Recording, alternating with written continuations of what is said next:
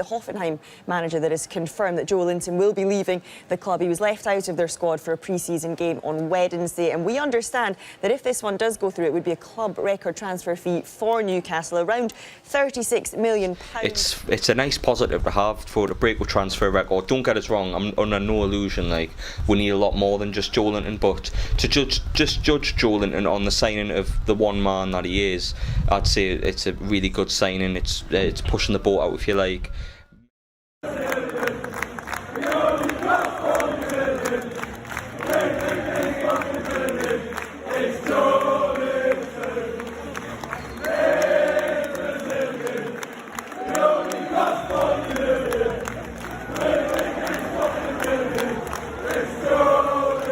It was our big summer signing, that window, and there was a lot of pressure on Joelinton. £40 million. Newcastle do not spend £40 million on a single player, so there was an expectation that when he came in, yes, he would need a little bit of time to get used to Premier League football.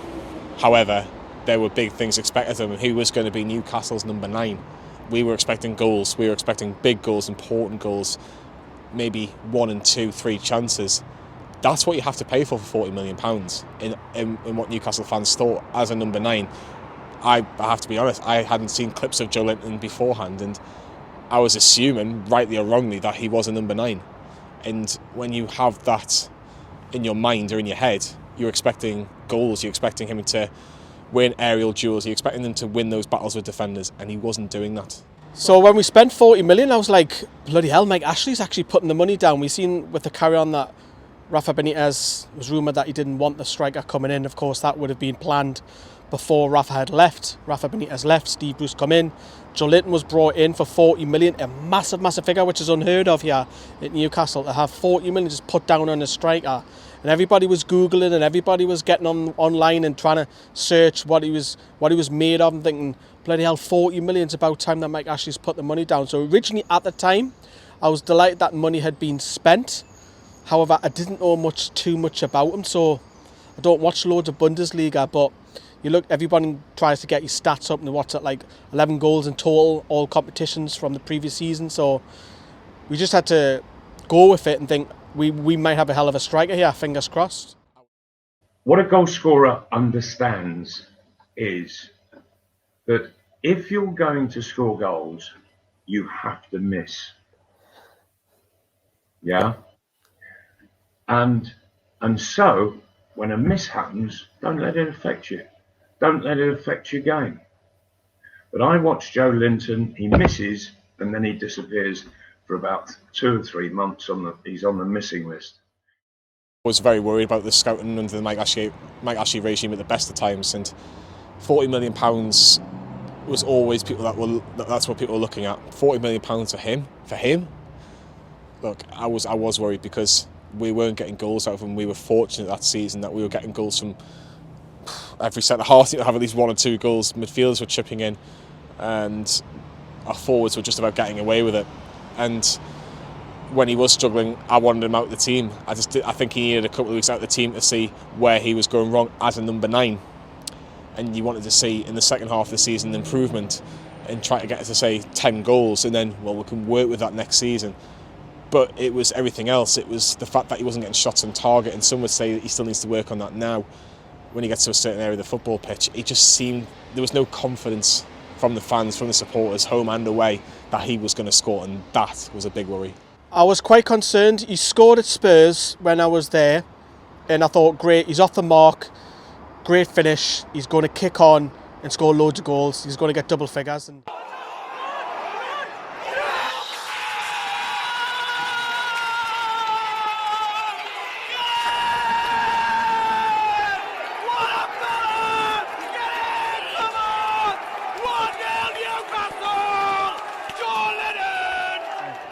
there was just a lot about his game that it just wasn't there. His touch was poor. His hold-up was poor. Yes, he won a lot of aerial duels. You expect that being a big bloke. His nous for getting inside the box, foxing the box, moving when they see the ball out wide. And when he picked up the ball and held it up, there was no movement from him to burst or gut to get inside the box. It was just certain things in his element that it was clear that this lad just wasn't a £40 million striker. And I was really, really concerned because at the end of the day, we've just splashed all this cash, which is unheard of. And we've looked like we've got a player who's lack of confidence and doesn't even look like a Sunday League player.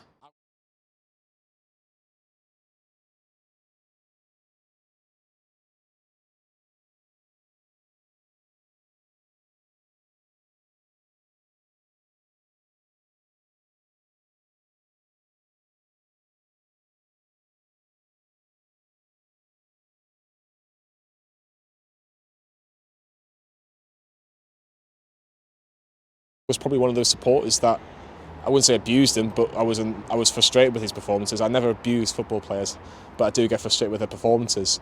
You want them to do well, and when they're not doing well, it is difficult. I think there's so many times you give players chances to do well, to do better, but when you're not really seeing much improvement, it does frustrate you. I would have to say that it was probably getting a bit too far. Maybe as a fan base, as a whole fan base, maybe it was going a bit too far. But that's because we care so much about Newcastle United. We care so much and we want players to do well. But I think every Newcastle player has probably received a little bit of criticism over the years, over the months, however long they've been here. And it's about proving people wrong, and Joelinton certainly has proved people wrong. Social media is a great thing for debate on football, but when it comes to abuse, I'm not for it. You can criticise an individual's performance. I do that. I criticised Dan Burn recently because of the 2 goals which we conceded late, but he's been excellent. But you can criticise individual players, but when you step over that line and start abusing in terms of how he looks or how he conducts himself or he can't speak the language, that goes for any player. It doesn't matter what colour the skin is or where they come from, the background. That you're going over the line with that, and you don't want to be associated with supporters like that, unfortunately. It's going to give Joelinton the world of confidence because he's not the sole attacker in the team. If you look like last week, it was Joelinton versus Chelsea's back four.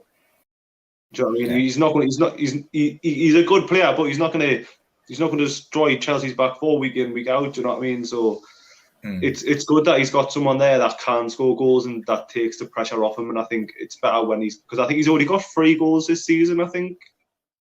But as a central midfielder, he seems to have worked on that, which is incredible, really, because as a central midfielder, you wouldn't necessarily say Joelinton's a central midfielder, but with the performances that he's put in, they've been absolutely remarkable. They've been incredible at times. And he just galvanises the whole squad now. He galvanises the fans. When he gets the ball, he runs at the ball well, he brings players into the game.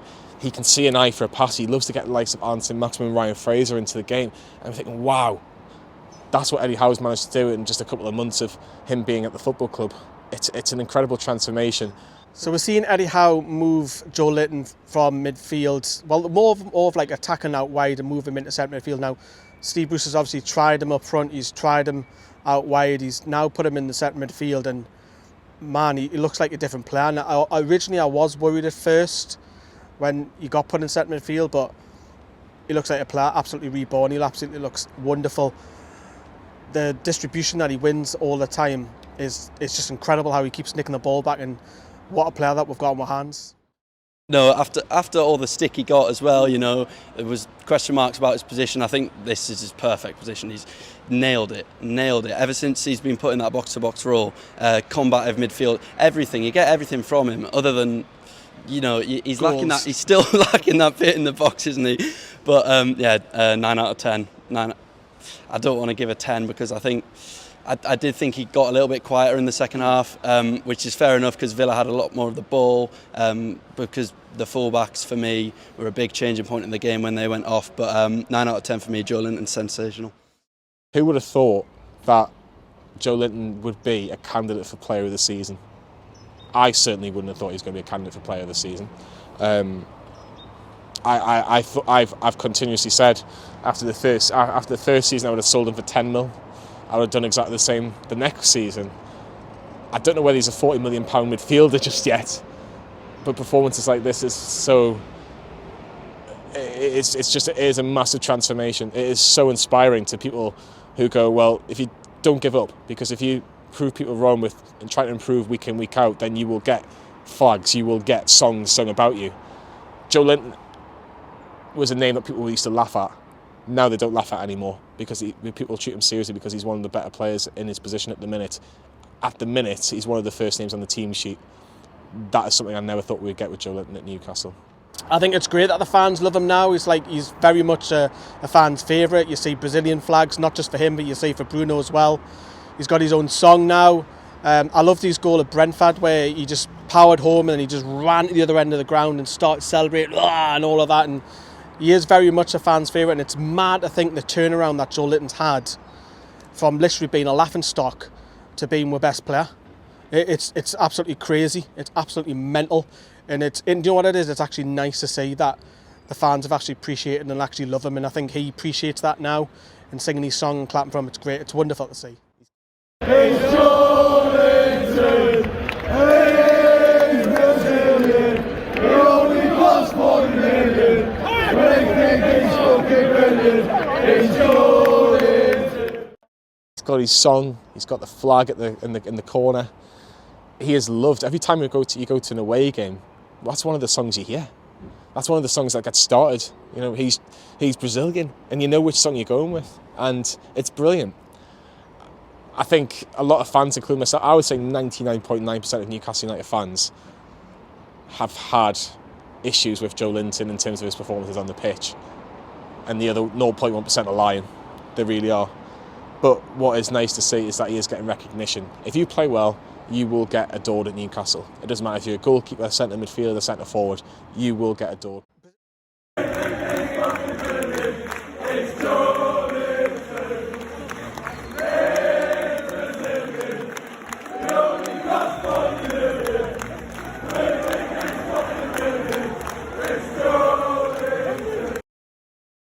Brazil's got a great squad. They always have for like years and years. Bruno's in the squad.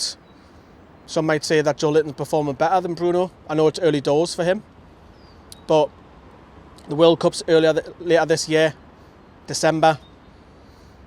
If he keeps up his form and brings that into next season, because Newcastle are expected to bring in signings, why not? I think he's at least got to be looked at. I don't know if he'll make the World Cup squad, but he's at least got to be looked at in a couple of friendlies, and because his stats are just incredible, man. The amount of times that he wins the ball back and distributes, and it's like a player reborn, man. It's incredible, as I say. The turnaround is immense. Bruno's obviously in the squad, and I think the fact that Bruno's in the squad, it means that more eyes are going to be on Newcastle United because they need to see how Bruno's coping with Premier League football, and they might think, oh, just remember Joelinton's Brazilian. How's he getting on?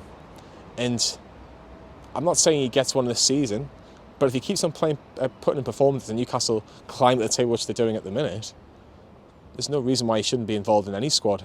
And it'll only help him, because if he's playing with better players, he can learn off better players, and it helps Newcastle United in general. It really does. And could you imagine if that boy gets a call for Brazil?